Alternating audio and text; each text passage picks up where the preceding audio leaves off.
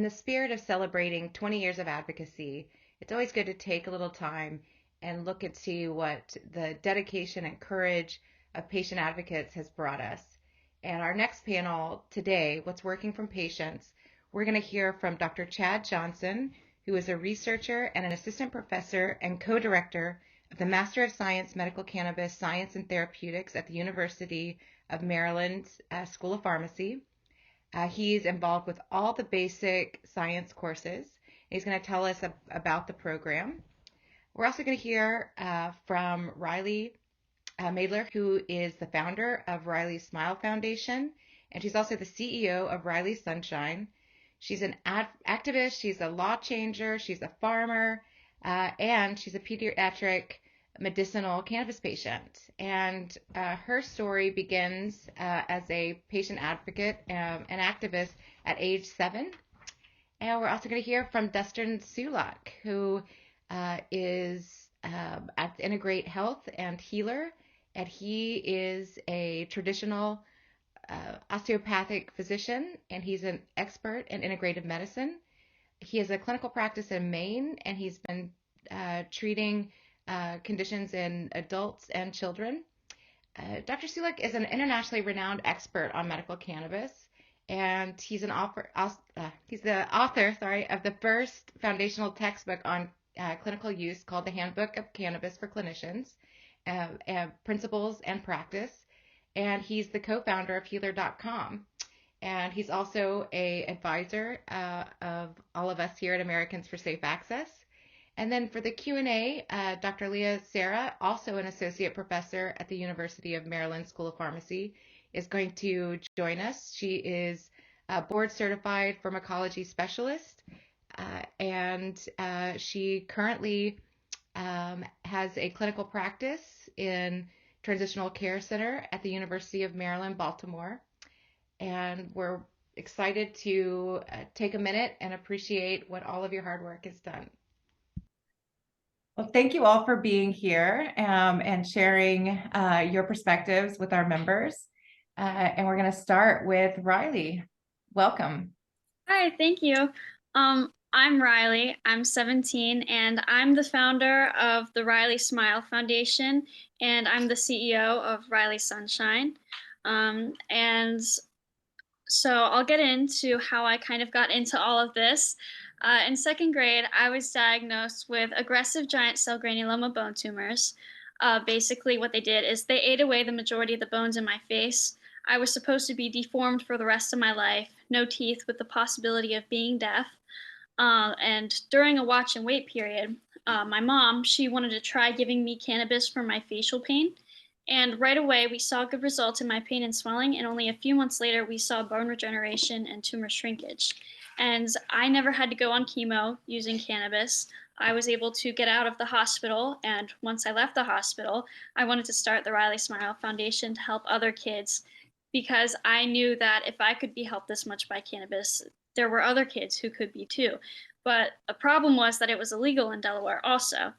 So I passed Rylie's Law, which made medicinal cannabis legal in Delaware for pediatrics. And then I passed a few more laws to help expand access, like SB 181, which makes cannabis legal on school grounds for those who use it medicinally. And then I passed an autism petition to add autism to our state's qualifying conditions. And then a compassionate care law, which gives doctors the ability to recommend cannabis for any condition they feel would benefit from cannabis, as long as they have research to back it up. And Rylie Sunshine, I started most recently. It's an oil and research company. I make full spectrum CBD oils. We have a family farm in Virginia, and we grow hemp there.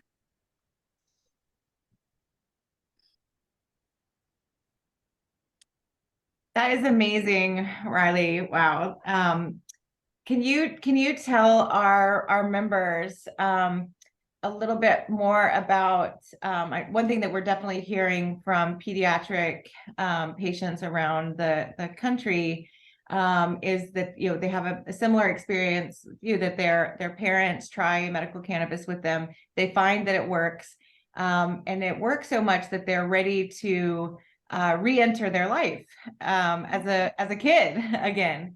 And part of that is being able to go to school. Right. So can you tell our members a little bit more about that sort of experience for you when you're like, okay, I'm ready to go back to school, I'm ready to be in school, and I can't, and sort of tell us a little bit about that, like that challenge and how that led to the legislation. Yeah, so once I was like finally better and able to actually go to school, my mom told me that my medicine was illegal for the first time. It was around like third grade, and it didn't really make sense to me because it was a medicine that saved my life, and I didn't understand why something like that should be illegal and why I should not be able to, talk about it. So my family and we came out to the public about me taking cannabis after we contacted a senator named Ernie Lopez. He told us that he could help us draft the bill and, help protect us while, like, passing the law and stuff. And when I came back to school, the news broke out that I used cannabis, and a lot of the kids obviously they don't know anything about it, so they didn't really care. But it's their parents who kind of told them that I was a bad influence and that I was dangerous because I could possibly give them drugs. And so, a lot of parents told their kids to stay away from me. And so I lost a few friends from stuff like that. So the main thing I experienced when going back to school was just the feeling of isolation, knowing that I was kind of had a spotlight on me because, I took a medicine that at the time no one saw it as a medicine. It was just a drug, and it wasn't even legal yet. So, yeah, I definitely felt a lot of isolation. But once Riley's Law was passed, and as time went on, people started gaining support of it. Now people don't really, judge me for it at all. And what about being able to use it at school? Because it wasn't just enough for your medicine to be legal. And I know, something that our members feel like a lot is they like do all this work and they're like, okay, we finally passed the medical cannabis law. I can go back to my life. And they're like, oh, wait. So, yeah, so tell us a little bit about that. So, once cannabis was made legal in the state, I came across this issue where I could not take my medicine on school grounds because nurses can't hold cannabis. It's, not considered a medicine that they can hold, and it's not legal on school grounds. And so I would have to walk across a bridge every day off of school property to take my medicine and then walk back to school and try to find my class and get back to where I was. And doing that every single day was such a waste of time because I missed so much in school and from doing stuff like that. And kids would always ask me like, "Why are you always leaving school?" And I just be like, "I don't know." And so yeah, I passed SB 181 because it was terrible for me to have to walk across a bridge every day to take my medicine. And I knew other kids who were in worse situations who, had to be in wheelchairs and have oxygen tanks. I knew that, through lightning and storms and rain, they couldn't walk across a bridge to take their medicine like I could. And so I passed SB 181 so people using cannabis could take it in school so it's more normalized instead of having to walk away. That's amazing. And when you were passing that bill, what was the conversation that politicians were saying? Like what were the people that didn't want you to pass that bill? What were they saying? So a lot of them said around the same stuff about how when I came into the public, they're saying like I was a bad influence and stuff. A lot of parents thought that their kids could somehow gain possession of the cannabis and take it themselves, or I could accidentally, or I could like give it to them, and so they saw it as a danger in schools. But once I explained to them all that it's just my medicine, I take it in a pill capsule in an oil form, and then I'm done with it. I just had to talk to the legislators. And once I had that conversation where they could see me as just a kid who wanted to live her life normally, then that's when people started to calm down and realize, like, oh, she's not a drug dealer. She's just a 8-year-old. you know, trying to go to school. Wow. Well, it's just so amazing what you've been able to accomplish. And, what would you say to other kids who are having a similar problem? Because, um, uh, this law is not, it's not legal in lots of states still for patients or for kids to be able to use cannabis on their school. What would you say to someone in another state that is having this challenge and afraid to get involved? So, it can be very scary getting involved, but it's so worth it once you do take action. All you have to do is contact your legislators, find someone who can help you and work alongside you, and listen to your story. And then once you get that sort of platform, you can just speak to other legislators, like heart to heart. And I feel like you can really move people and make change once you connect with others. And that's pretty much what I did. Like legislators, they couldn't say no to an 8-year-old who just wanted to take her medicine and live a normal life. They saw that I was totally fine on cannabis. And so I say just don't be afraid to take action and contact a legislator. They'll support you. And yeah. Thank you so much, Rylie. A lot of what patients are dealing with across the country is the lack of education. And it's not just the lack of education for everyday Americans, which we refer to as public education, but it's also in professional settings, right? So doctors, pharmacists, like, all of these professionals that are out there, they're not getting this education when they're in college. They're, it's coming up with their patients or colleagues. They're having a hard time finding that information. And so I'm so excited that Dr. Chad Johnson is with us to share with what's happening at the University of Maryland. Thank you so much for being with us, Chad. Yeah, thanks a ton for having me. Sorry we couldn't all be in person. I hope to see a lot of you in the spring. So real briefly, my name is Chad Johnson. I'm an assistant professor in the Pharmaceutical Sciences Department at the University of Maryland, Baltimore, and I'm also the co-director of the MCST program, or the Masters in Medical Cannabis Science and Therapeutics. So just briefly to tell you a little bit about the program, it all sort of started back in 2017 with an idea with University of Maryland School of Pharmacy continuing education effort. By then, Maryland had already, long passed medical cannabis legislation, but there was no educational resources at all for dispensary workers or anybody working in the field. So it initially started off with just wanting to offer some online continuing education credits for those already in the industry. And so we had the Maryland General Assembly, give us some stipulations, what we had to, what these courses had to be on, the content that was in them.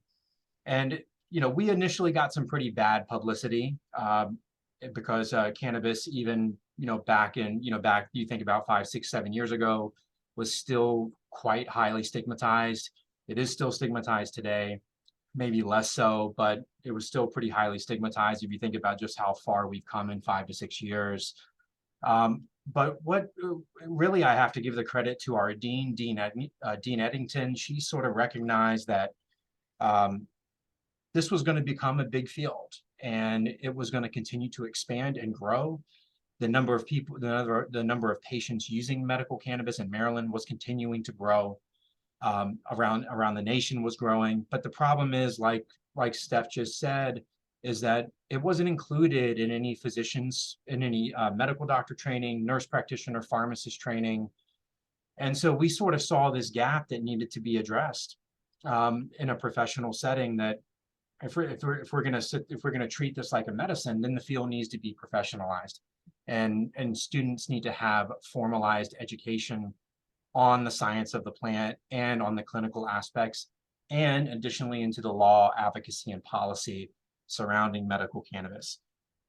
enter the idea of the Master's in Medical Cannabis Science and Therapeutics program.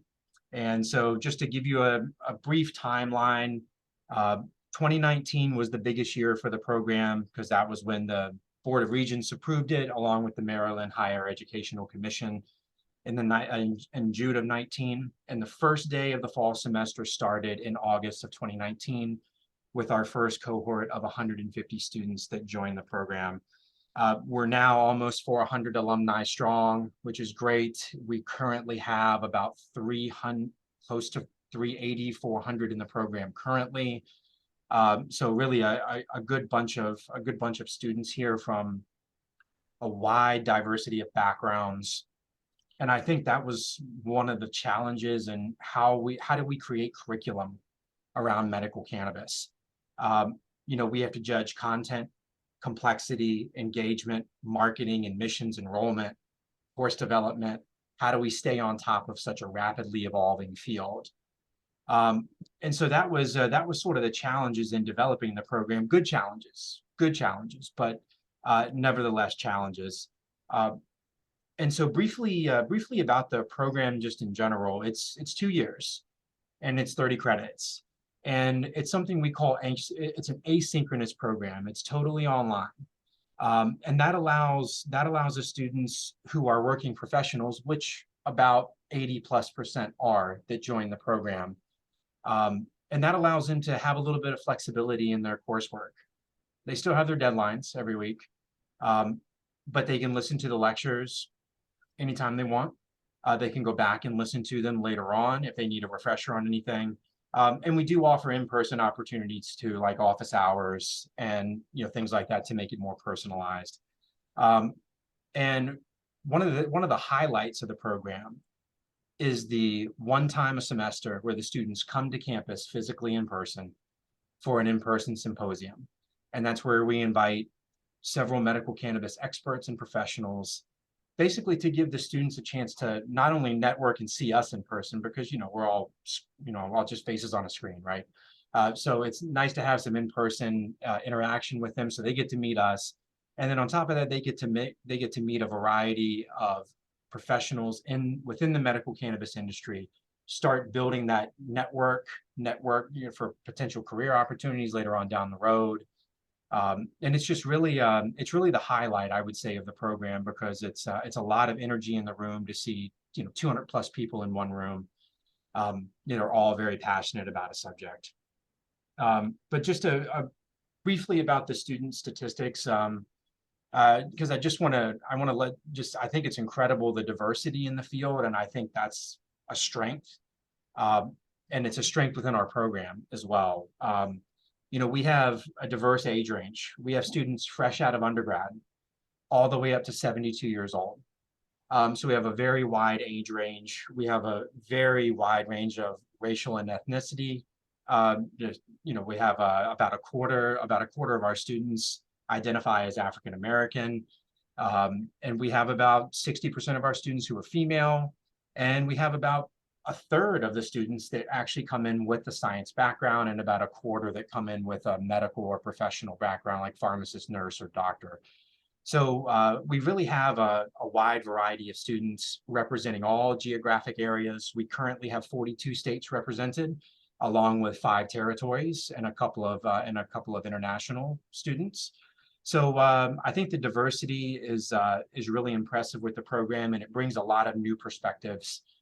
So I really enjoy interacting with the students. And once again, the goal of the program is to professionalize the field, encourage them to support good science.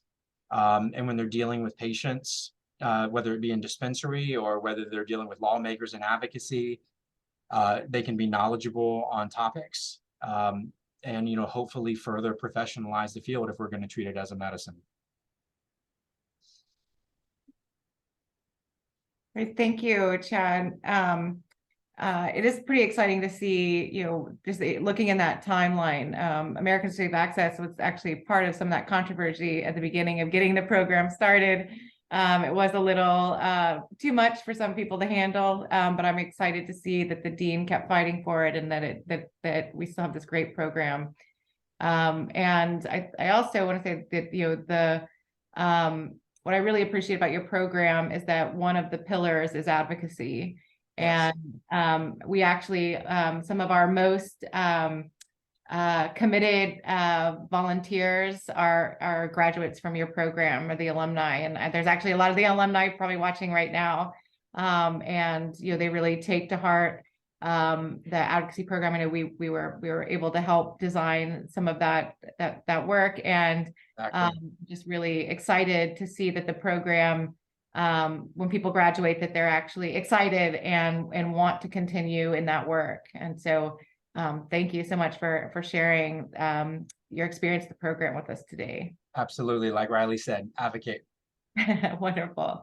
And the again, I think I've mentioned is that as a patient advocate, I am often, we have to see what the problems are and help patients find the tools to help advocate for themselves.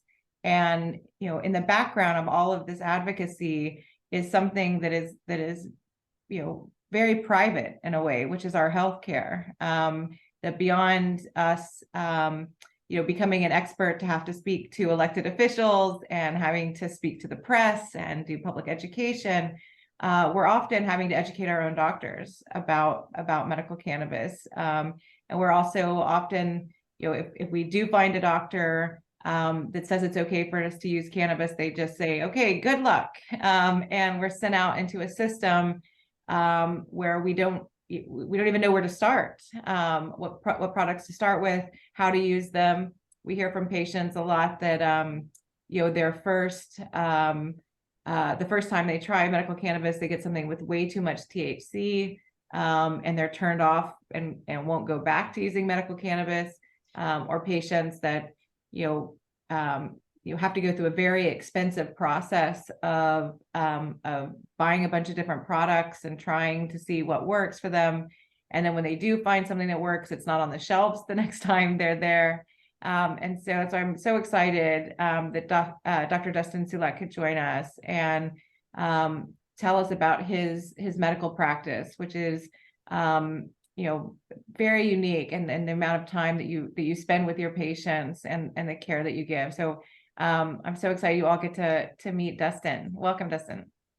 Thank you, Steph. And it's great to be here with Chad and Rylie. I think, like Chad brought up, usually when it comes to cannabis education, there's this incredible cross-section and mix of people from different backgrounds and different industries. And I really love that. It's not that often that we get to be with peers from different fields and different backgrounds and focused on the same topic. So a little background about myself. I'm an osteopathic physician. I'm a general practitioner, and I work in Maine where I see patients. I started a private practice about 13 years ago.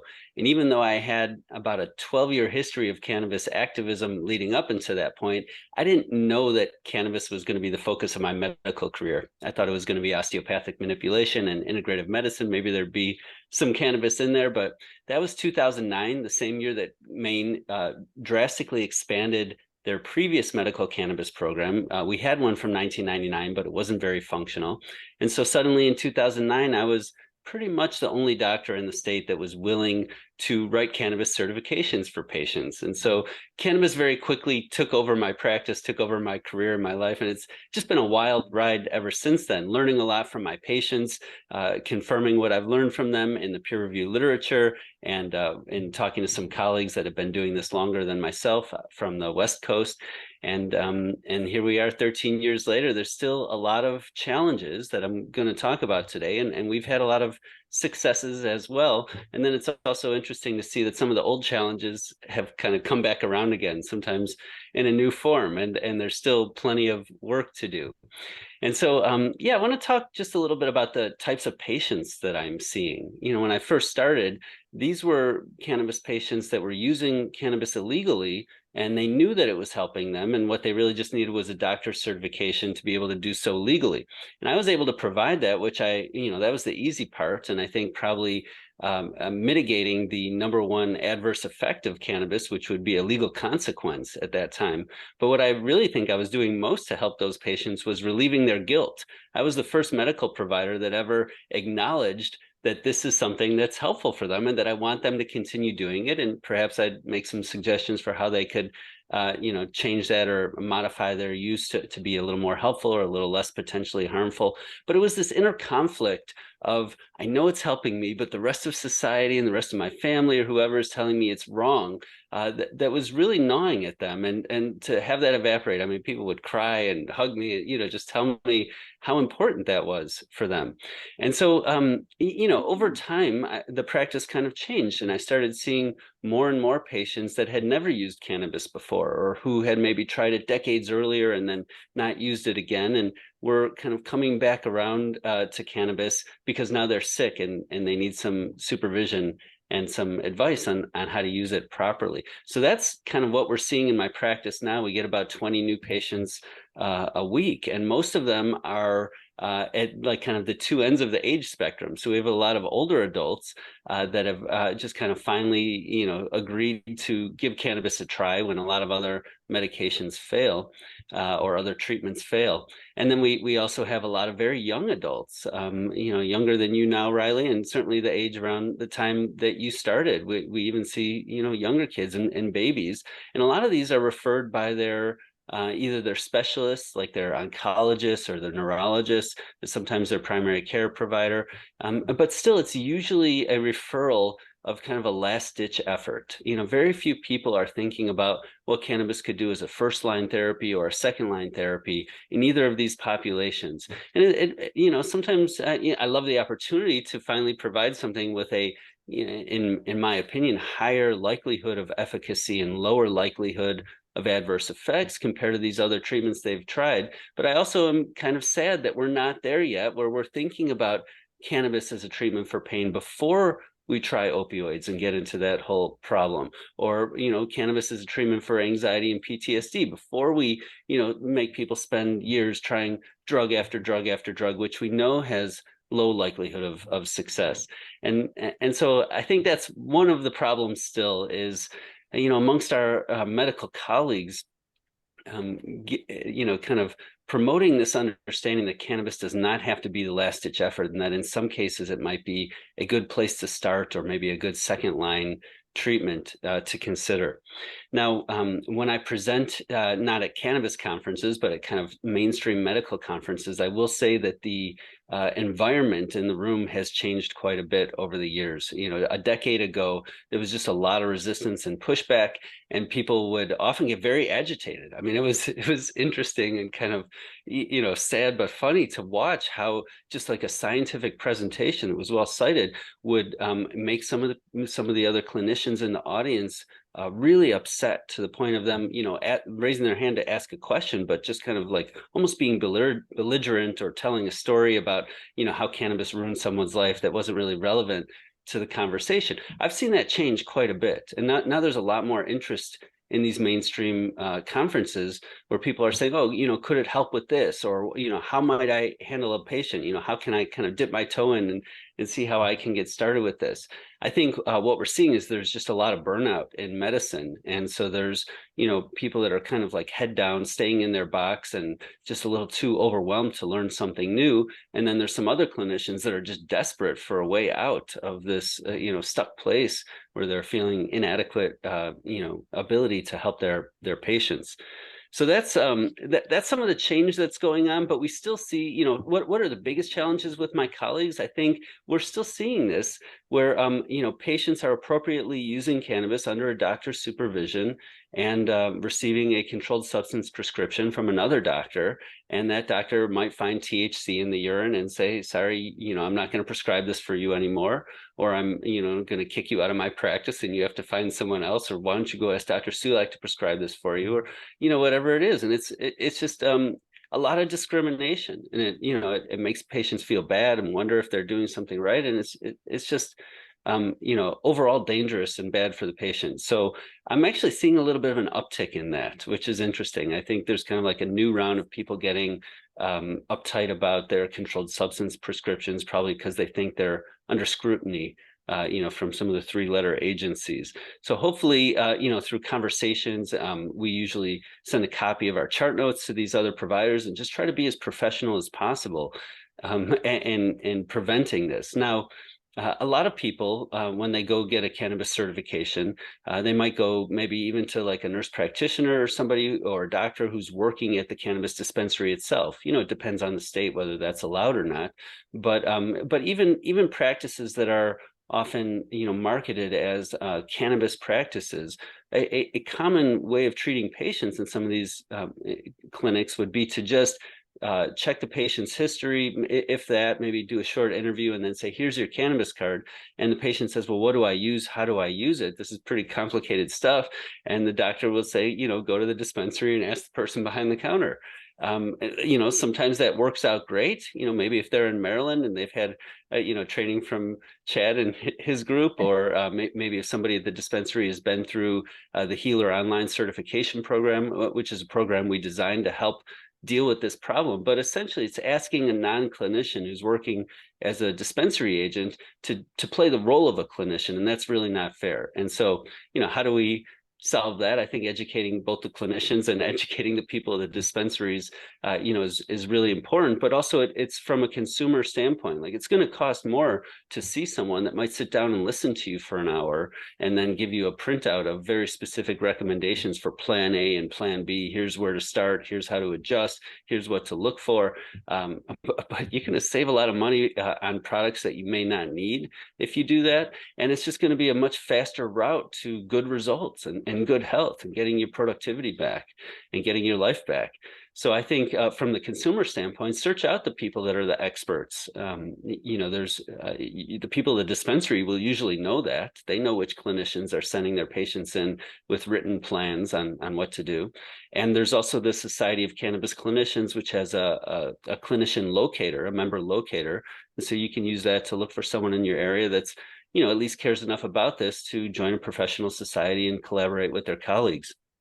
A couple other things real fast. Am I out? I got a couple minutes left, right? So just wanted to talk quickly about products, because in Maine especially, we've had this kind of really unique marketplace where there's just literally thousands of cannabis producers. The license for a caregiver here is very low cost. And so we had this great diversity of different products, which very few had accurate labels or any labels at all that made any sense to people. So for a long time, it was kind of like a wild goose chase for people to find a product that's compatible with their doctor's recommendation. And we see that at a global, or at least a national level, with the hemp products also. You know, I think Rylie's Sunshine is probably great, and the Healer products are great. And there's a handful of brands out there that will have a lot of transparency, show you the certificate of analysis. But, you know, again and again, when you see these investigative reports and even peer-reviewed journal articles about what's in the product with some of these hemp products, I mean, it's, you know, usually less than half, sometimes less than a quarter of them are accurately labeled. And so we're still seeing products, you know, that are, you know, potentially causing adverse effects because of mislabeling. And just in general, you know, even in marketplaces like California that are highly developed, you ask the cannabis clinicians there, and they'll tell you it's really hard for me to recommend a single product for my patient that I can rely on, that I can count on. So, you know, thankfully I've got team members at Healer that have really supported this business model of us producing our own products, which we started doing in the last few years. So we have hemp products now, and then I'm able to work with my patients using a formulary that I designed, that's grown in Maine organically, that's produced under our roof in our facility. And that's just made my life and my patient's life so much better and easier, and, you know, better results and more quick learning about what's working and what's not working, and then how to help the next patient. So I'll pause there, maybe stop there. Thank you for tolerating my running over. Yeah, no worries, no worries. And we're going to have actually a little bit more time in the Q&A to really get into more questions, because I'm sure you guys have questions for each other, and we're also going to hear from our panelists. But I think, you know, like I think I mentioned this before, it was really hard to put together a panel focusing just on the positive things that are happening today. And even within this panel, we all had to go back to the challenges. And I think one of the the big challenges that we're seeing is that I feel like people aren't dreaming anymore. You know, when we started Americans for Safe Access, we made this whole thing up, right? Like there had never been somebody who created a city ordinance to distribute a Schedule I substance. That was our vision. We just did it, right? And now I feel like people are trying to make things work in the state by state program. It was just supposed to be triage. This was really just supposed to be a way to get patients off the battlefield of the war on drugs, so that we could pass federal legislation and create a more robust program. And so I want to thank all of you for dreaming and putting those dreams into reality. And so now we'll move on to the Q&A. Yeah, so while we have a minute where we're getting all of our panelists here, I just think, watching that, it's so exciting to see what is happening today, right? And I feel like as much as I struggle every day with what's left to do, I think if I would have gone back and told myself 20 years ago that there would be courses at the University of Maryland, that there were pediatric advocates out there changing their state law. I mean, this is all so very exciting. And so I really wanted to make some space that we can talk about the positive things that are happening, because I think a lot of what our members hear from us is, wait a second, we're not finished.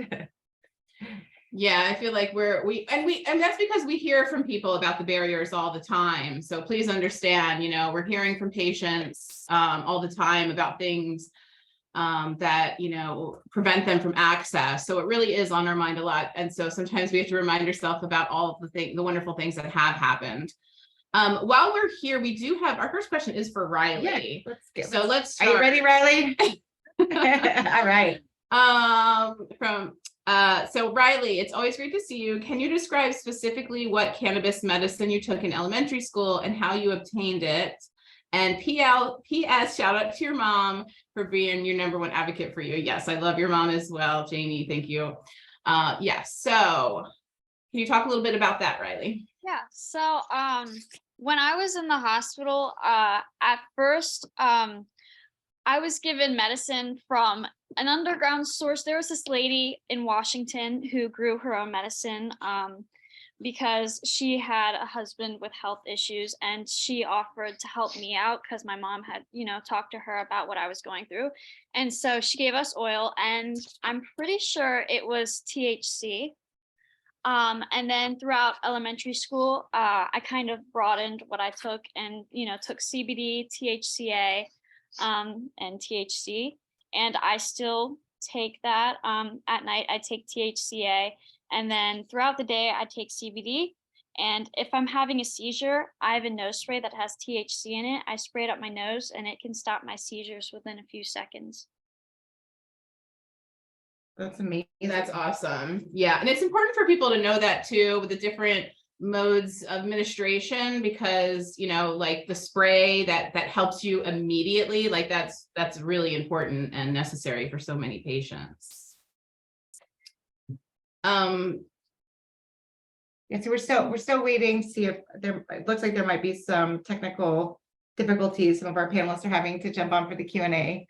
But Debbie Merritt just asked a question about the change in DC law that basically creates self-diagnosis. And hello, Dr. Sera. So for our viewers, if you're not sure what this question means, here recently in DC, the council passed legislation that allowed patients just to self-diagnose to be able to get a card. And I think this is sort of straddling the adult use and medical space. And this, I want to be clear, this is not something that Americans for Safe Access was a part of. I think it undermines the medical cannabis programs. This is something that I believe was really pushed by the industry in DC to increase the number of patients in the program. And part of that is also because there is a decrim on cannabis possession, and there's a lot of sort of interesting, creative ways that cannabis is being sold in DC.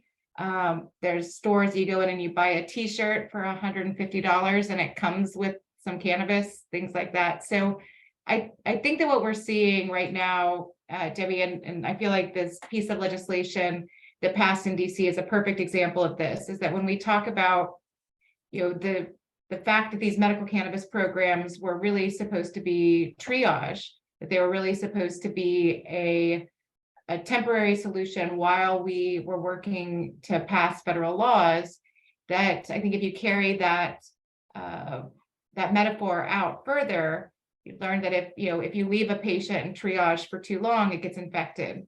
And I think what we're seeing in these state programs is, without a change in federal law, there isn't an evolution happening for those medical cannabis programs. So instead of a focus on creating better products, creating products that patients want, you're seeing businesses trying to figure out how to adopt to this really odd marketplace.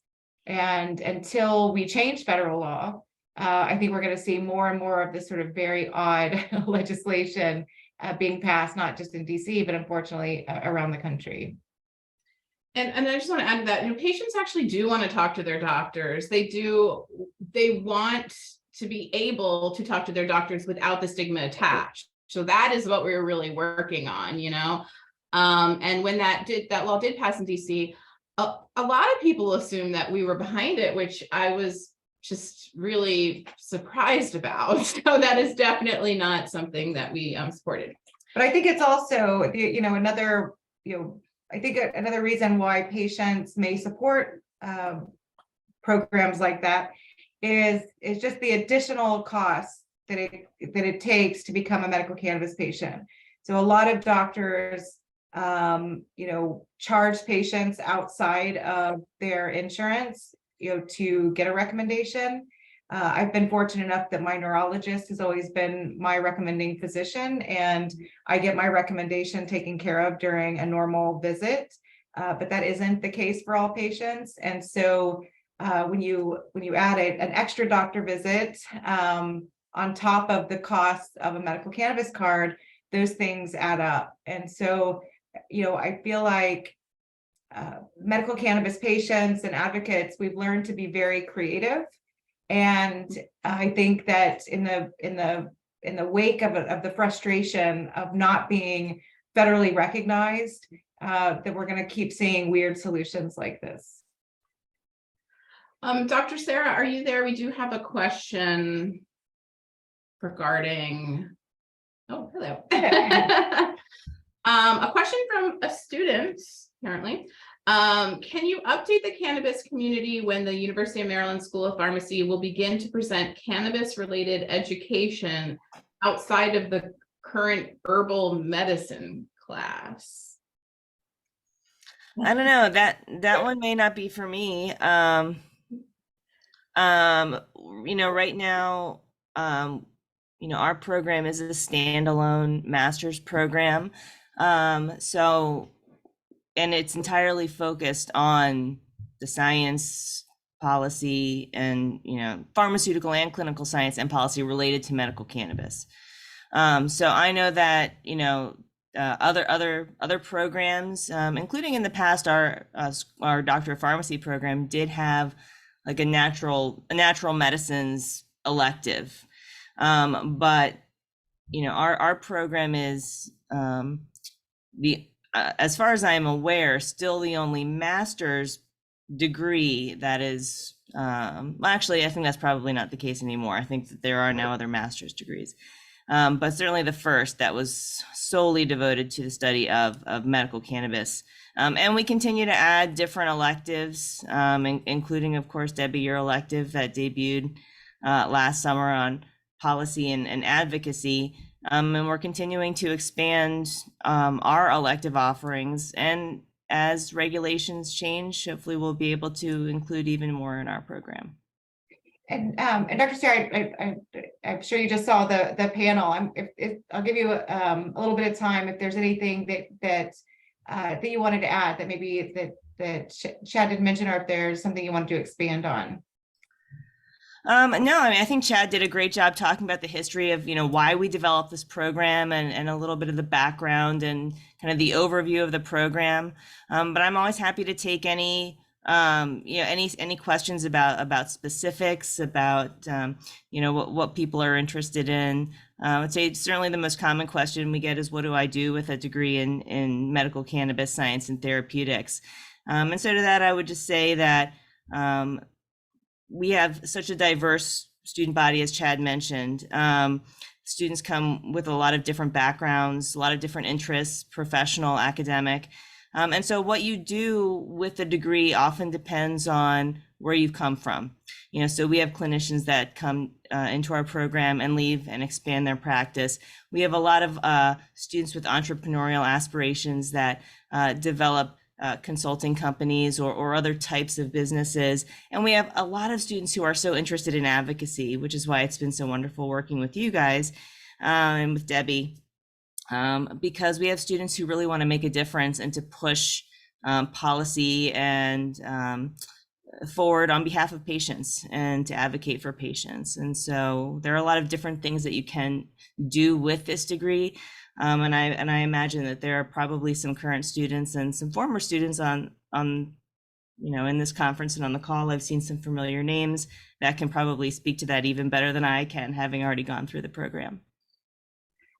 Yeah, I would say I mentioned during the panel that some of our most dedicated volunteers have gone through the program. So we really appreciate the fact that there is the advocacy elective, and that when people go through that program, not only do they have the information, but I feel like we get contacted every time there's a graduating class of like, okay, how can I use this information? How can I put this to work right away?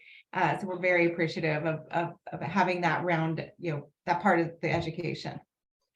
Yeah, and the fact that that program focuses on the science and therapeutics, that's very important, because I do believe there are a few other cannabis courses that focus on in other universities that focus on business stuff or whatever, but medical, the fact that you guys focus on medical is just really special and important, and we really appreciate that. I do have another question for Rylie, but I think anyone can really answer this as well. Rylie, have you been working on helping people living on government property get a medical card? Yeah, that actually has been something I've been working on for a while. And tomorrow at around 11, I'm going to have a meeting with Senator Carper and Senator Coons, my two state senators in Delaware. And I'm going to talk to them about the whole government housing issue and see how we can make changes and give people living on government property the ability to, take cannabis as medicine like everyone else. There's such an interesting disconnect, between state and federal policymakers. And there's one of the things I learned early on is that often, federal representatives, they definitely don't feel comfortable telling state representatives what to do. But it doesn't necessarily work the other way around, that actually state representatives often let their federal cohorts know, what they can do to help state policy.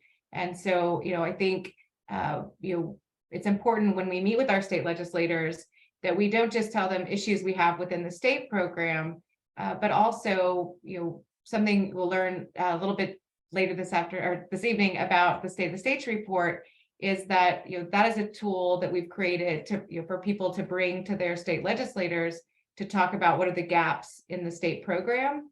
But another part of that report is trying to encourage state legislators to join the voice of patient advocates in calling on federal movement as well.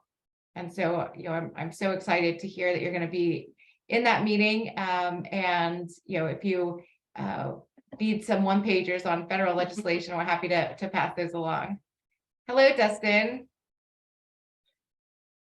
Can we hear you? I think you might be on mute. How's that? That's great. That's great. Thank you for joining us. Okay. I hope you had a chance to see the panel. It was great seeing seeing all of you together and hearing that panel together. Although for some reason my head was really gigantic on that panel. I'm not sure what I was doing with the camera. I looked a little bit like the genie in Pee-wee's Playhouse. Oh my God, I haven't thought of that for a long time. What is it? Mecca Mecca High, Mecca Honey Ho. If only we could just have a genie in a bottle to help us with federal legislation. Sometimes it feels like that. We had some questions for Dustin. Well, we don't, but I kind of, you missed the question about what's happening in DC, and I kind of want to ask Dr. Sulak what he thinks about that. Right before you hopped on, we were just talking about how DC now allows people to self-certify. And I was just wondering, as a physician, or what are your thoughts on that? On people being able to self-certify Yeah, for medical cannabis use? Yeah, are you familiar with what's going on in DC? Or no, I didn't hear about that, but I guess I'm a proponent of access for everyone, and I think that's what's the downside of somebody self-certifying? Some people that probably should be seen by a clinician might not be. And then the upside is that a lot more people are going to have access to cannabis and not have to deal with the potential legal consequences. I guess there's probably not much of that in DC, since adult use is legal anyways, right? There's not much legal consequences for patients there. That's right. It's decriminalized. And I think this issue is coming up all over the country about what people refer to as pot docs or script docs. I'm sure, Dustin, you've had that title thrown your way a few times. But I think that what is, there's this bigger conversation, which is that it's really not a black or white issue. That we have, in California, for instance, my aunt, when she brought up medical cannabis use to her doctor, he said, that's a great idea. And so she said, well, my niece sent me with this paperwork for you to fill out. And the doctor said, yeah, I don't do that. And sent her to the OC Weekly to look for a doctor in the back pages. So they're really, until we close that gap, often these doctors are the only doctor that can help patients with that access. But I think on the other side of that coin, it has been sort of hard for us, is that may be the only doctor that patient sees that year. And so for that doctor not to at least discuss their medical condition, at least take some vitals, that patient may not have any other supervised doctor visit. It's true. And what's also true is that they're probably not going to get anything out of that visit that's $40 or $50. It's probably just going to be a quick, is it pain or whatever? And they'll say something and, get their certificate. And then is it just a waste of money? Like, I have such little faith in the average kind of conventional medical encounter to catch things that somebody might not be aware of, and probably even less faith in that with the average cannabis certification provider, which would be very different from someone with a complex case that's wanting to find a clinician that's actually devoted their career to helping people use cannabis and has longer visits and actually digs into the case. And I think there's many of them out there, many of us out there. That's how I practice. We're taking on complex cases, and cannabis is one incredibly useful tool. But I think the average pot doc, as you said, it isn't doing any of that, and is really just kind of selling this piece of paper. And so if the patient can get around that. Oh, and then the other thing is, right, they're putting like I mentioned in the discussion, there's no recommendations coming from most of these people. It's just a piece of paper. So they're not really getting instructions on how to use cannabis. Well, they're probably not getting a physical exam. What the heck are they getting? I'm sorry to be so pessimistic, but probably better for the patient to read all the information on the ASA website and go straight to the dispensary themselves. Right. No, it is. I think that this place and time where we are right now, in a way, is almost more dangerous than where we were 20 years ago, in that when I first started Americans for Safe Access, what we had to deal with as far as public knowledge goes is that everybody had an opinion about cannabis, right? Everybody had, they had a relative or maybe a boyfriend that had used cannabis. And so maybe they hated cannabis because they didn't like their boyfriend or their relative, or maybe they, their experience with cannabis had been that they had been arrested and it kept them from going to college, kept them from certain jobs. And so we really had this sort of re-education campaign. In fact, we had a public education campaign called Take a Second Look, Cannabis is Medicine, right? Because we had all of, everybody made a joke, oh yeah, I'm so sick. Like when Proposition 215 passed, that was the big joke. Like, oh, I have a hangnail. I think I need some cannabis. And so we really had to do a lot of work to educate people that no, this actually is medicine. There really is something here. And I feel like today, most people think that they know what medical cannabis is. And I find myself constantly correcting people and re-educating people about what medical cannabis is and what it isn't. But also more importantly, that we're not done with this fight. And that if you took a snapshot today of medical cannabis, that you would really be seeing a movement and a fight in its halfway point, right? Like, okay, great. People aren't going to jail as much. And I know that isn't true for every state and for every person, but less people are going to jail. But we have barely even scratched the surface of the medical side. And I think I agree. it's really, I think we're less than halfway. I mean, think about how many people out there with dementia aren't using cannabis. How many people with autism have never had a cannabis trial? I mean, and then all the applications that we haven't discovered yet with this medicine that like never ceases to amaze, how many different conditions it can help with. I think there's going to be a lot of rare conditions that we find it helps with, but there's like the two I mentioned, some big ones, and probably just a tiny fraction of the people with those diagnoses have ever had a cannabis trial.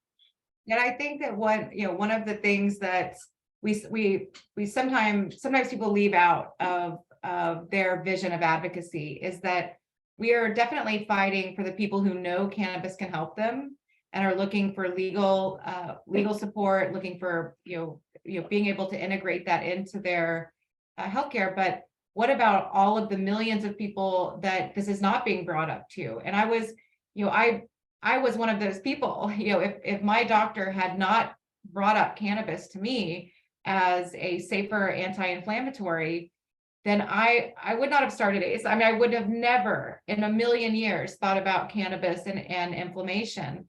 And I meet patients every day that just happen to come across an ASA article, or we're at a Thanksgiving dinner when somebody brought up cannabis use. And so the scope of our advocacy is huge, and it can feel a little overwhelming at times when I think people get their access, their condition gets added to the law, and then they feel like they're done. And that's why I really appreciate the work that you're doing, Rylie, that once you got your condition, that you're still fighting and you're still advocating.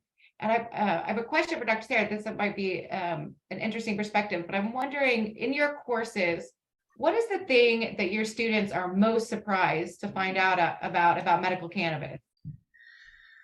The thing that they are most surprised about, I think the thing that a lot of our students are most surprised about is that there are benefits and risks to cannabis. I think a lot of people, and we really do try to teach balance, because even though, obviously, as Dr. Sulak said, there are many, many benefits, it's not for everyone, and not all types of cannabis are for everyone. And so I think that, people that come into our program, a lot of times, obviously, they're here because they believe in cannabis. We're here because we believe in cannabis and that cannabis is medicine. And that a lot of times, I think that some enthusiasm is maybe tempered with with science and with balance. And I think that's what people maybe are most surprised about. We have so many students here on the call. I would love to, if you guys want to pop in the chat, students and alumni, what were you most surprised about during, that you learned in the program? I would love to see that. Yeah, just people can add that to the chat feed right here. And I want to add in general to that, I think what a lot of people don't know as well is that some patients are allergic to certain terpenes. And for us, that's why one of the big pushes for standardizing labels and getting that information on labels. So many patients actually need all that information on labels. They need to know the cannabinoids, they need to know the terpenes, because there could be bad reactions to a terpene. So it's really important to educate people on that as well. And that's why we do believe that, talking to your doctor is really important, especially if you have an underlying condition. We have a really good question for Dr. Sulak. Are you seeing a trend of increasing interest by healthcare providers seeking cannabis education due to questions they are getting from their patients? The last statistic I saw was that only 9% of medical schools include medical cannabis in their curriculum. Yeah, there is a trend of improvement, I think. I've been noticing that, but maybe in the last couple of years that's plateaued a little bit. I think there was a lot of growth, kind of like the whole CBD phenomenon, Sanjay Gupta and the seizures, and then kind of like the field of neurology got way more involved. And we see kind of little punctuated areas of growth over the years, but it's still like, I just hate to be so down on mainstream medicine right now, but I don't have to be. It's failing miserably, right? We spend like way more per capita than any other country on healthcare, and we have consistently some of the worst outcomes in the world. So doctors are overworked, they're burned out, they're stressed, they're closed-minded. It's just hard to get them interested in something new unless you're there as a pharmaceutical rep with the fancy new drug. That's just kind of how it goes in medicine right now. Yeah, I feel like I hear from medical professionals a mix, that I also am hearing people feeling, like you just said, Dustin, like getting down on Western medicine, but a lot of people just feeling inept to treat their patients, that they have patients coming to them with all of these issues that actually they can't just write a prescription for. And I think, that as sort of a Western culture, we've often become, we kind of expect that we're just going to, get a shot or get a pill and we're going to get better. And I think something that cannabis medicines teach us is they remind us that we're all individuals, that our endocannabinoid system is as unique as our fingerprint, and that a one pill fits all solution isn't necessarily how cannabis therapeutics work. And so I think that for patients that want to successfully use cannabis, there is a level of patience, right? That they have to try different products. But I think on the other side of that coin, it's really expensive, right? To go into a dispensary and say, where do I start? And, because you can't trust the labeling, you don't even know what worked when it did work, and being able to go back and find that. And so I think a lot of patients have moved away from medical cannabis, even though at one time they found something that really worked, that they just can't afford the grand experiment, that they really just need something, even if the side effects of that medication are going to be more harmful, they just can't afford to try something new every single time they need medicine. Yep, I agree. On a positive note about like the medical profession, there's some refugees from like every field in medicine that are coming to cannabis. That's really interesting to see. I do these small clinical trainings, and I'm sure you're seeing it also, Leah. Like at one of my small groups, I had a vascular surgeon, a psychiatrist, a nephrologist. Like these are people that are seeing, the conventional medicine just go downhill, and they're not enjoying their jobs, and they're seeing cannabis. Like becoming an expert in cannabis is an opportunity to escape that and actually do something that really helps people, which is awesome. But it's not going to fix the whole system. I don't think there's thousands or hundreds of thousands of these doctors, but there's a good probably a couple hundred, maybe 100 or two every year that are making their way out of medicine and into cannabis successfully. I shouldn't say out of medicine, but out of conventional medicine. And so we're getting to where we want to wrap up, and so I just want to give everybody an opportunity. If there was something that you wanted to add that you didn't get to say in the panel, or that you didn't feel like you were asked that you wanted to address. And then I also just want to make sure that you all know how appreciative we are of the work that you do, and the role that you're playing in creating a space for safe access for patients. So Rylie, we'll start with you. Can you repeat that last part real quick? Yeah, I just said if there's anything that you haven't had a chance to say, or that we didn't talk about, take a few seconds now before we move on to the next panel. I saw a question. I was reading the questions just now. I saw someone ask, where do I see myself in the next 5 years? And I see myself still advocating, of course, and I hope to keep working on decriminalizing cannabis, like rescheduling it, because right now, as most of you probably know, people living on government housing can't access a medical card. And right now, I'm interested in doing something along the lines of law or political science in the future. And the issue is that if you want to work in federal government, you can't have a history of using cannabis. And so that's an issue that I would want to address also. There's a lot of issues that go with where the schedule is on cannabis. And if we reschedule it, it can fix a lot of issues. And so I hope to keep working on stuff like that. Well, we're so appreciative of the work that you do, Rylie, and you're such an inspiration to all of us. So thank you so much. Thank you. Leah? I think this has been a great discussion. Thank you for inviting Chad and me on to talk about the program, and thank you to so many of our current students and alumni for joining. I'll just say that we're always trying to expand the program more, and if one thing that we're doing now is we're launching a certificate program, which is for the first 4 courses in our master's, which is a standalone graduate certificate. If for people who aren't quite ready to commit to the master's program, that's going to be launching this fall.